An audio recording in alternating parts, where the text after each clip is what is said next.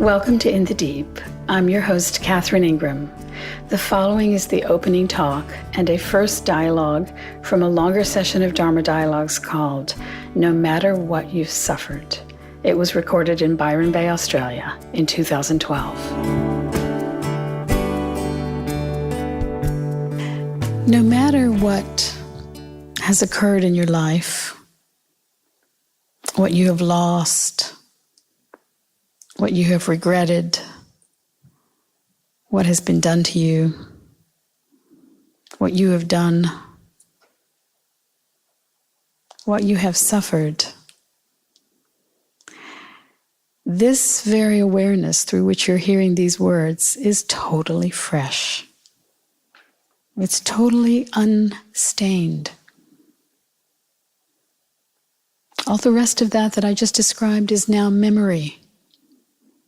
It can arise as memory, but the screen on which it arises is very, very fresh and clear.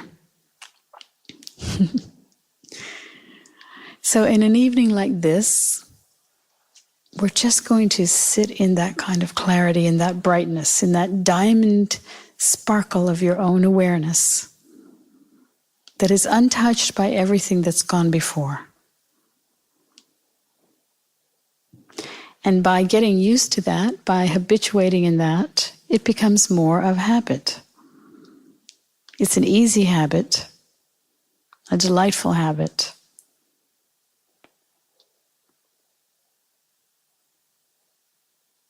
And all it takes is resting in it. There's nothing to attain. There's nothing to figure out. It's just relaxation in that which is already so, the simplicity of being, the brightness of awareness.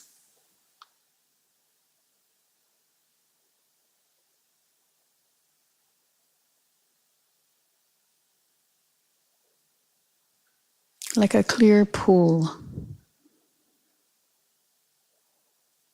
Sometimes there's bubbles and all kinds of leaves and all kinds of things in the pool, but the water itself, the clarity, the luminosity of the water remains the same. In this recognition,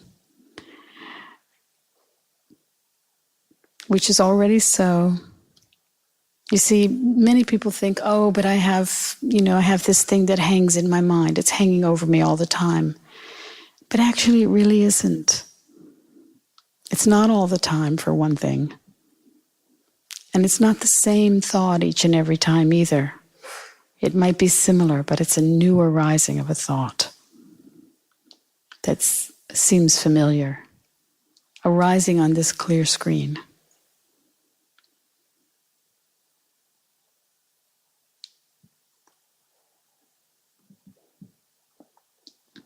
This is not something you have to think about, by the way, or look for.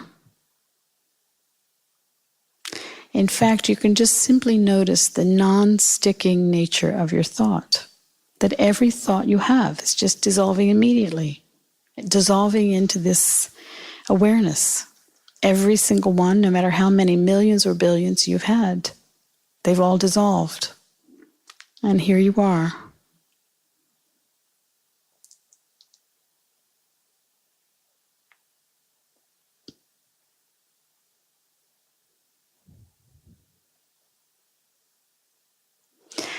So, in this evening, it's very simple. We'll just relax. We'll just rest, be at ease, enjoy.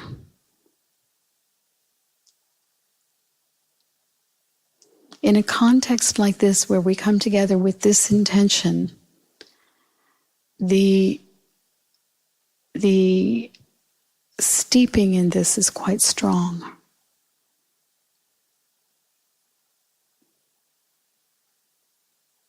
Because we're together and because we are,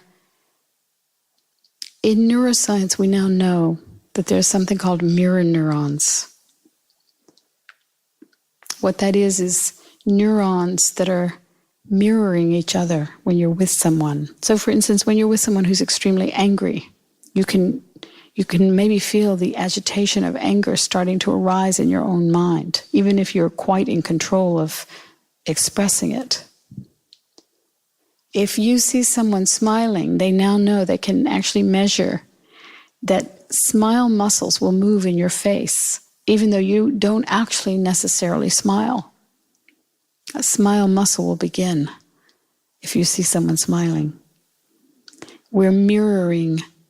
It's like a talking of our brains to each other. And in a context like this, where we're sitting in this brightness of being, we're mirroring it very strongly. So I often say about these gatherings that it's not so much about addition, it's much more about subtraction, because we're just releasing whatever you think is in the way of your experience of this.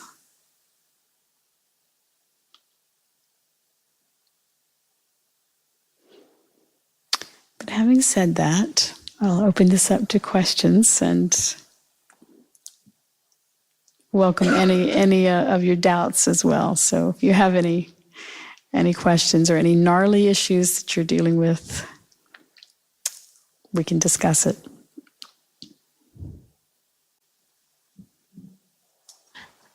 Hi. I kind of don't feel very shiny, and I kind of don't want to connect with people, and I feel like I don't like people, and I just want to hide and bury myself in like the widest hole. And at the same time, I also do want to, I guess, connect, but I don't. Yeah. So what you speak of sounds exciting, and no. How courageous to just speak that truth. Sometimes one feels, if you're of a certain nature, one feels like you're an orchid in a field of boulders, that there are just big, rough and tumble boulders all around you. And that many, many people who are of a certain nature, of a quieter nature, of a certain sensitive type of nature, we might feel that we really don't belong here, in a sense, that there's a coarseness to the behavior of many, many people in this world. Let's face it. We don't have to gussy it up. It's the truth, What interests most people, there's a sort of base level that interests so many people. It's shocking. And the more tender one becomes, the more quiet inside, the more simple inside, the less amused one is by the nonsense that amuses the mass, right? And you can feel quite lonely in that and feel an aversion to being around that. I often say I would rather go to a funeral than a party. Now, obviously, some parties where there's like-minded people, are fabulous and wonderful because you're on this wavelength of mirror neurons that are, in flow with each other. But a lot of times I can't bear to be at sort of what one might call typical parties, where there's just chit-chat and ego posturing. And it's not because I'm necessarily judging the people who are ego posturing, it's because it's tickling my own impulses of ego when I'm around it. It's me that I don't like at the party.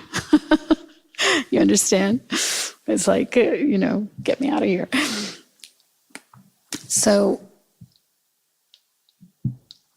it is important and fair to seek the company of those who are much more on your own wavelength, and to not put pressure on yourself to have to be in the company of those who are not, unless there's no other option, whether at your work or some people who are in prison. I spoke about it last night.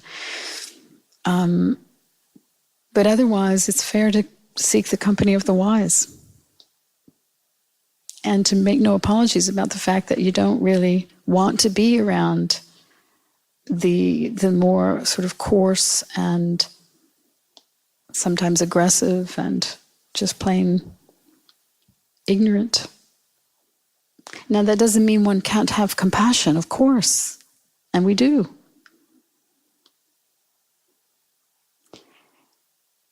But it's not a cause for engagement.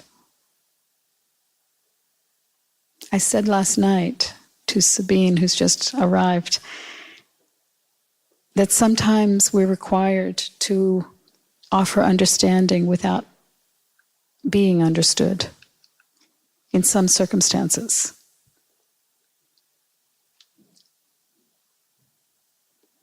And that is fine if it's now and again, but there is a yearning to be with those who have understanding, who have consideration for you, and who can meet you at the level of sensitivity that you're meeting them. That is really delightful.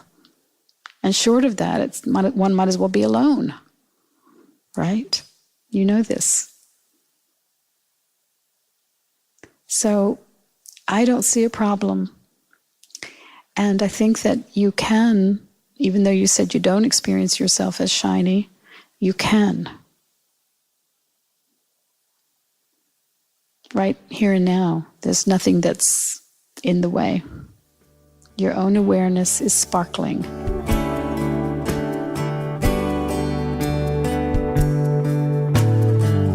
This has been In the Deep with Catherine Ingram.